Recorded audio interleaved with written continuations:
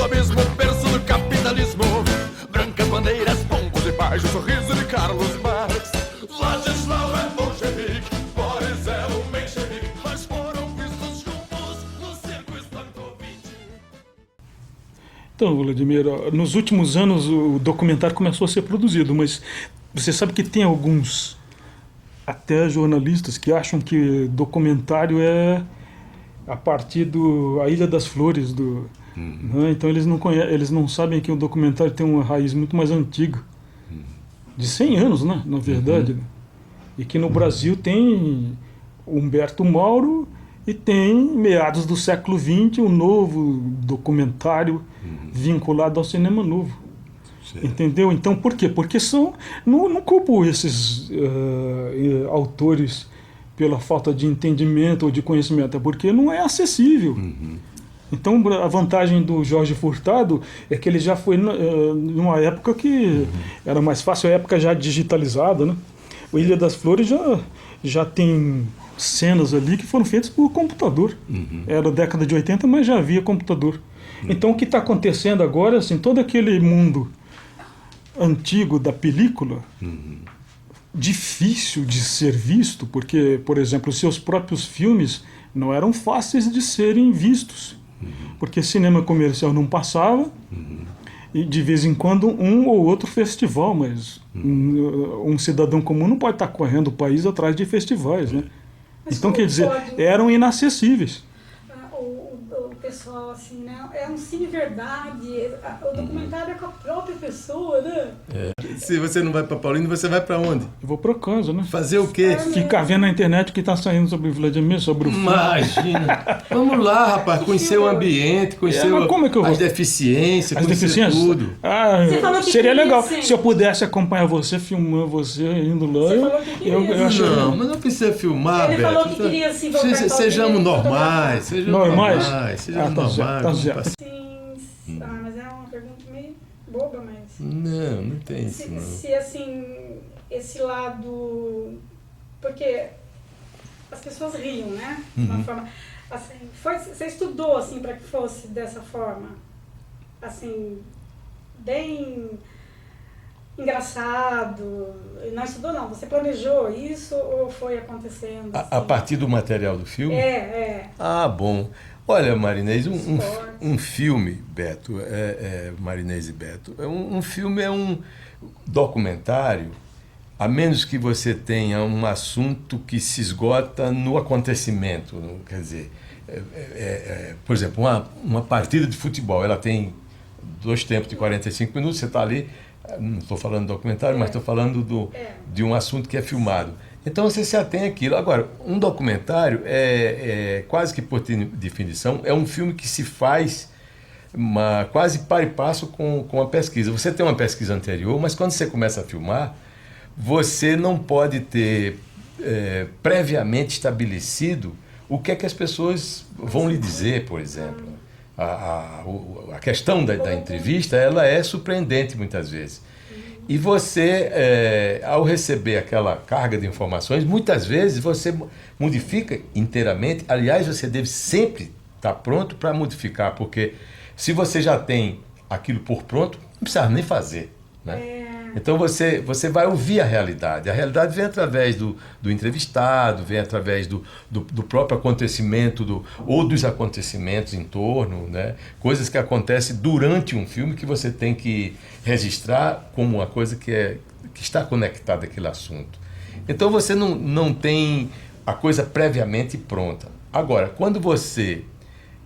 o caso desse filme, por exemplo, vamos nos referir diretamente, como você disse, ao Rock Brasília Era de Ouro, que você tem, no decurso de 1987, que foi o momento quando eu filmei, até quando eu concluí, há um fosso, um hiato de tempo muito grande, porque esse material ficou guardado e depois eu fui em busca de, vamos dizer assim, juntar com o que eu pretendia que fosse uma atualização do assunto, certo?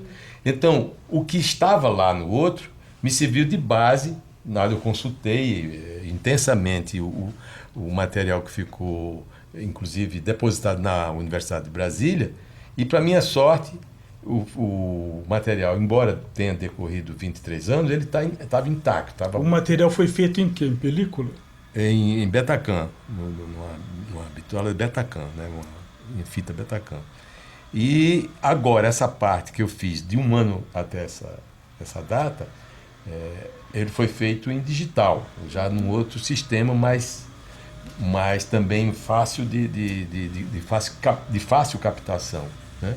Então, o que você geralmente faz num momento como esse é ver o que o material lhe fornece como que sustente o interesse do público. Compreendeu? Que sustente não digo uma tese, mas sustente uma posição que o filme terá para ser mostrado. Que gere aquele interesse. O interesse.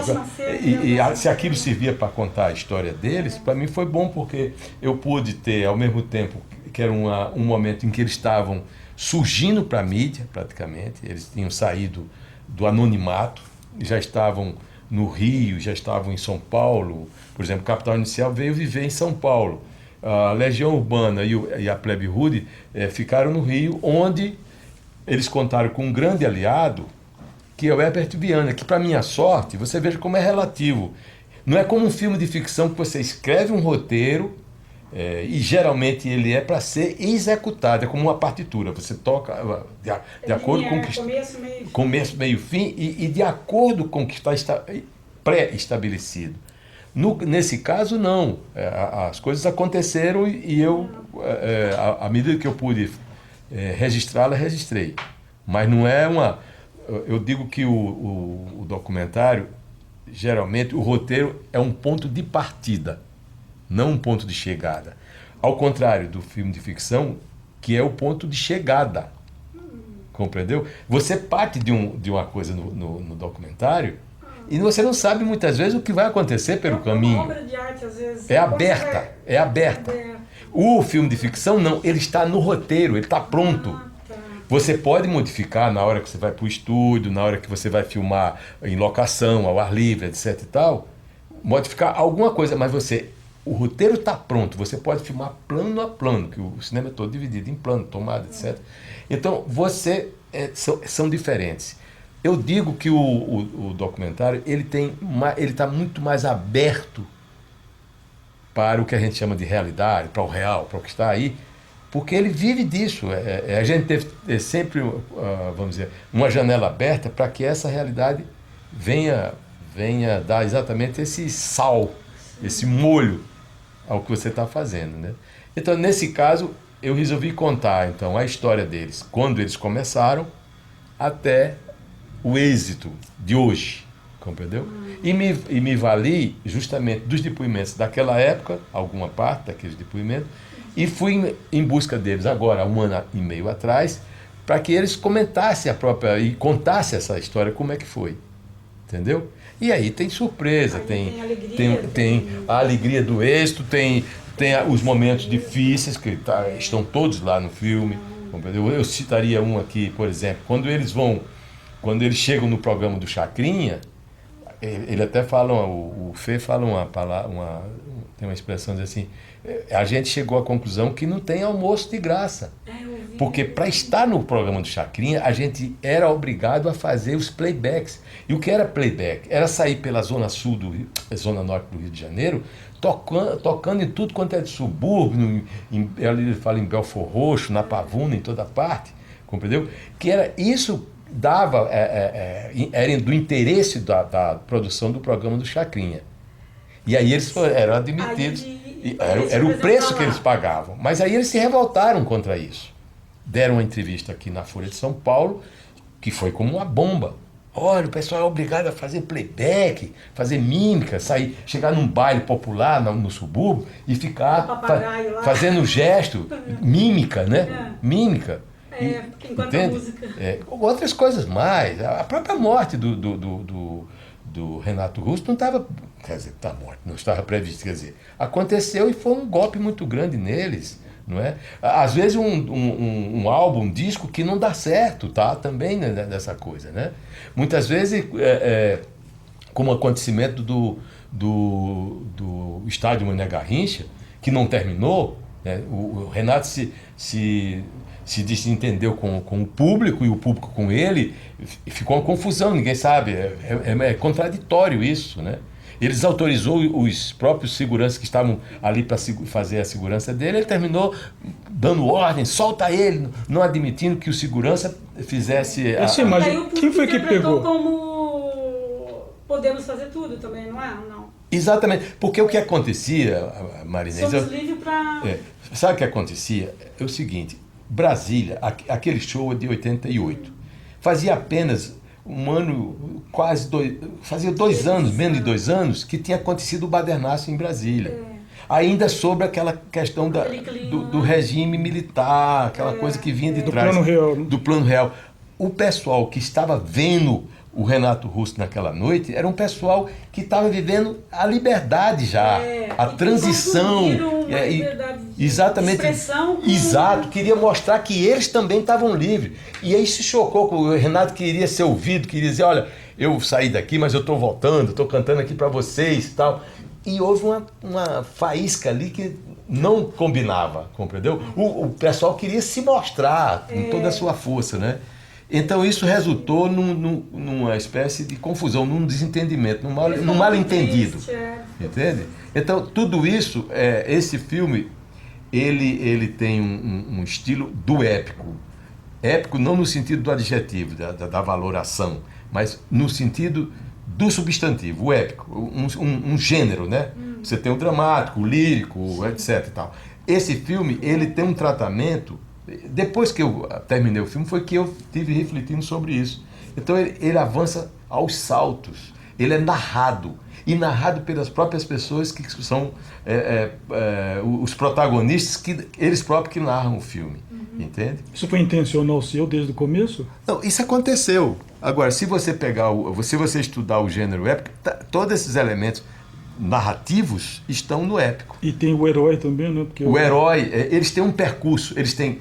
É como se fosse assim, você está vivendo o seu cotidiano, normal, em casa, com seu pai, com sua mãe, ou no seu emprego, não sei o quê.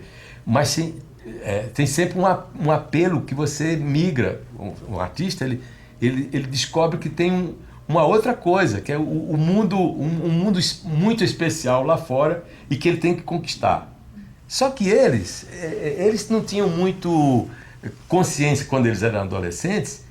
A guitarra era pouco mais do que um brinquedo para eles. Entendeu, Beto? A guitarra era pouco mais do que um brinquedo. Eles não...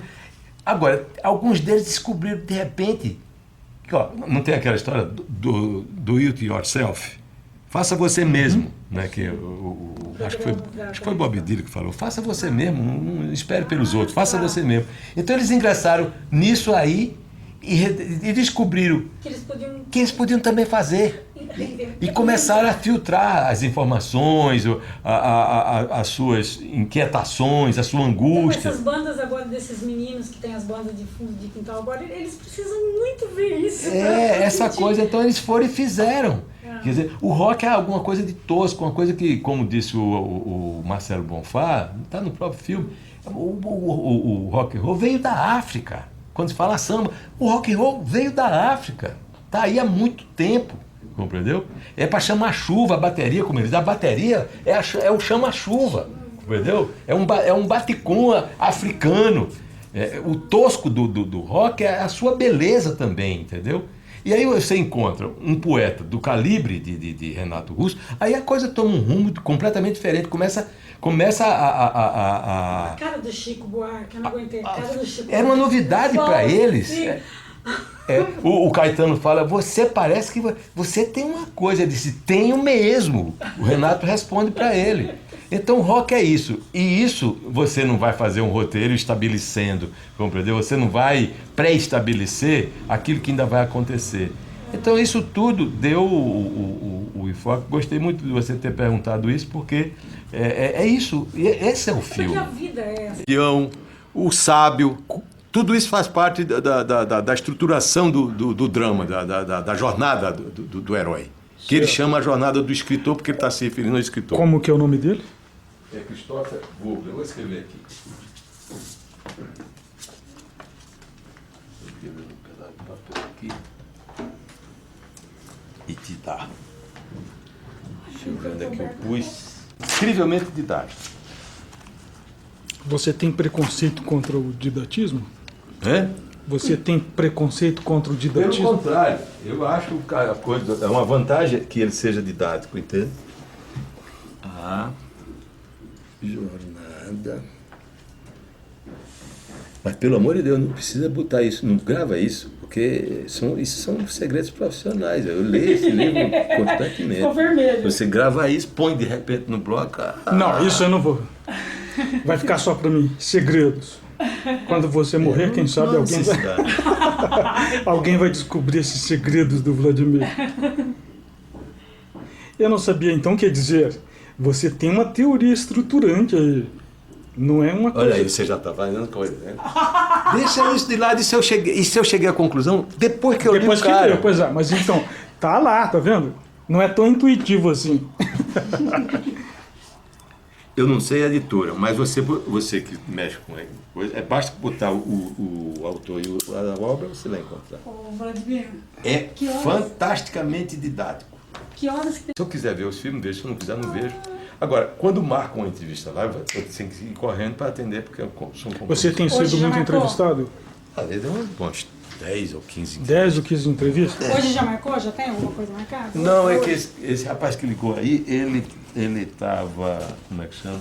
Querendo fazer uma visita ao estúdio, mas o estúdio não tá atendendo, não está fazendo. A secretaria disse que não é hora, não sei o que, Ah, o tá polo. ocupado, não sei o que. Aquele polo de cinema lá? É, negócio de estúdio, né? De coisa. Qual que é a sua visão sobre Paulínia? A minha visão sobre Paulínia é que ela é digamos assim, atualmente é o objeto de desejo de todo cineasta brasileiro. Que aqui tem a oportunidade de ter uma vitrine excepcional, Ah, te atrapalha? uma vitrine excepcional que é o festival, né? Hoje, talvez o mais importante do Brasil. E Por que você fala isso? porque ele vem fomentar, ele vem se agregar ao esforço feito desde já, né, desde muito, para o cinema brasileiro. E é um objeto do desejo não só para exibir os filmes, para a promoção dos filmes e tudo mais, mas é, sobretudo, um programa que inclui em atuação, em operação, cerca de 4 estúdios. Isso é uma Hollywood, entende? Você É uma acha? coisa fantástica. E uma referência para toda a vida. É um capítulo do cinema brasileiro a partir de agora, entendeu? Porque você vem aqui para a exibição, mas muitos dos filmes exibidos, por exemplo, nesse próprio festival, foram realizados em Paulínia. Entendeu? Muitos dos filmes? Alguns dos filmes foram realizados em Paulínia, entende? Isso é Em importantíssimo. Gramado é só festival, não tem... Só tem estúdio, festival. não tem nada. Brasília é festival de cinema importante, o mais tradicional, Mais festival antigo. importantíssimo, o mais antigo do país, compreendeu? E sempre foi a maior vitrine do cinema brasileiro. Tem Gramado, que tem uma parte internacional, tem um Festival do Rio, que é um festival fabuloso, Em tamanho. de um tamanho enorme, compreendeu? E de grande prestígio internacional. Tem a Mostra de São Paulo. Agora, Paulínia tem esse aspecto que junta a produção dos filmes à exibição. Entendeu? Um festival já de muito prestígio e praticamente no mesmo espaço, praticamente, porque é tão próximo, os estúdios é muito próximo do Teatro Municipal de Você já pode começar a de pensar num Paulínia. novo filme ali já. Exato. Todo mundo sonha. Paulínia cinematográfica é o objeto de desejo dos cineastas brasileiros, tenho certeza. E qual foi a sua primeira impressão quando você trouxe o filme para cá? Aliás, por que você escolheu Paulínia para lançar o filme? Por esse motivo, porque Paulínia hoje é uma plataforma importante, tanto para exibir os filmes, como você entrar no circuito de Paulínia, até para filmar aqui, entrar nos editais, compreendeu? Procurar os recursos, que também emanam de Paulínia, junto que está ligadíssima à questão da Petrobras, né? E que financia o cinema brasileiro, sob vários aspectos, entende? Então, Paulínia, como eu disse, nós não podemos ficar indiferentes a Paulínia. Entende? E aí, esquece. Ah, o diretor. Olha só, você não estava apertando o flash? Eu tava. Bota pra cá. Agora Deixa. Peraí. posso filmar Quando tudo? você estiver pronta, você diz. Pronto, Tá filmando ela? Tô. Tá? Isso. Agora me fotografa. pronto. Tá vendo? É só isso. Ô, Vladimir, então, no dia que você estreou, que foi sábado passado, como foi? Como é que é? Eu não entendi. Como foi que você sentiu? Como que você chegou? O que aconteceu no dia da estreia? Não, é uma coisa que é normal na vida de quem está aí, como no meu caso, 50 anos. Você vai de festival em festival. Agora, estar em Paulínia com um teatro, um cine-teatro, posso dizer assim, daquela dimensão, né? O público, uma casa cheia, lotada, entende? Foi uma coisa muito emocionante para mim também, ser admitido em Paulínia, né? Ser selecionado, né? Já havia estado coisa de 25 dias antes aqui para a proclamação dos que foram selecionados, e foi para mim uma gratificação, uma compensação enorme para o esforço feito para fazer esse filme.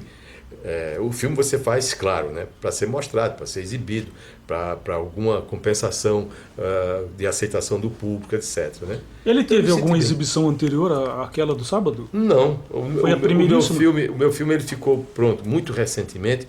Não houve tempo de fazer pré-estreia, não houve tempo de mostrar em caráter particular para ninguém, em privado.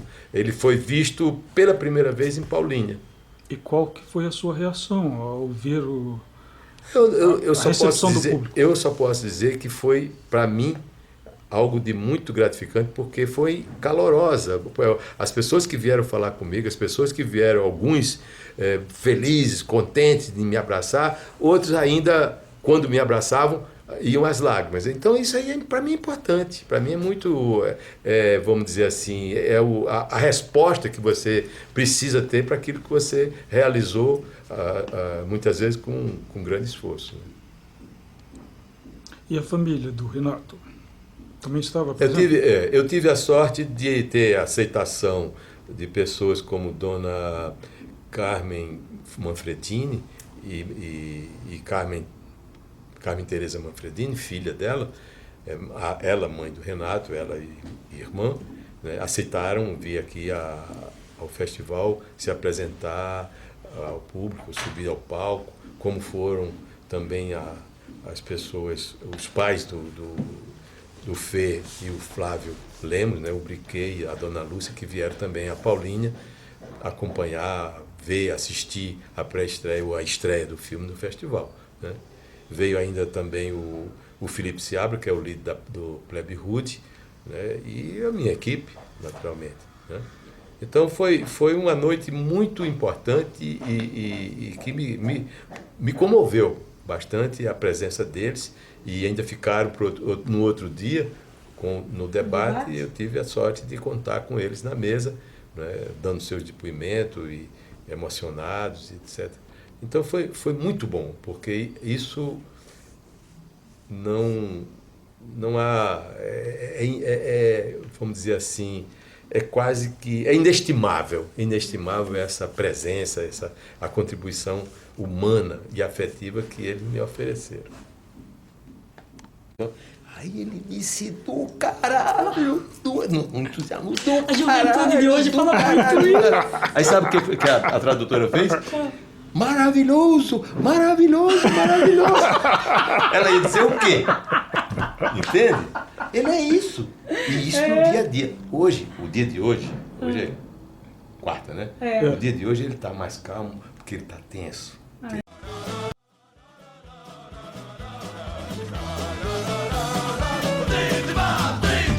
Rússia reversa um topo do abismo, berço do capitalismo. Brancas bandeiras, pombos e pais, o sorriso de Carlos Marx. Vladislau é bolchevique, Boris é o menchevique, mas foram vistos juntos no circo Stankovic.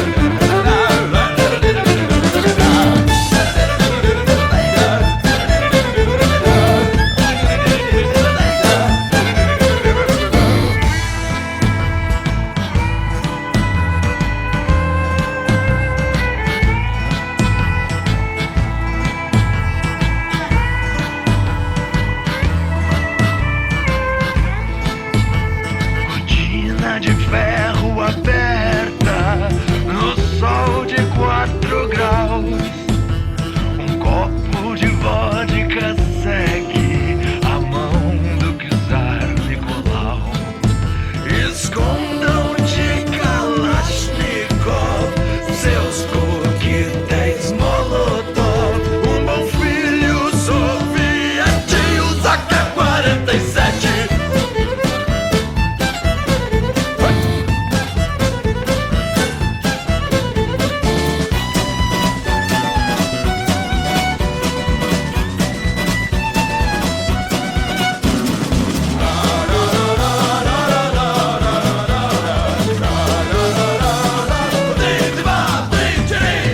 Reversa ao topo do abismo, berço do capitalismo. Brancas bandeiras, bombos e paz, o sorriso de Carlos Marx. Vladislav é bolchevique, Boris é o menchevique.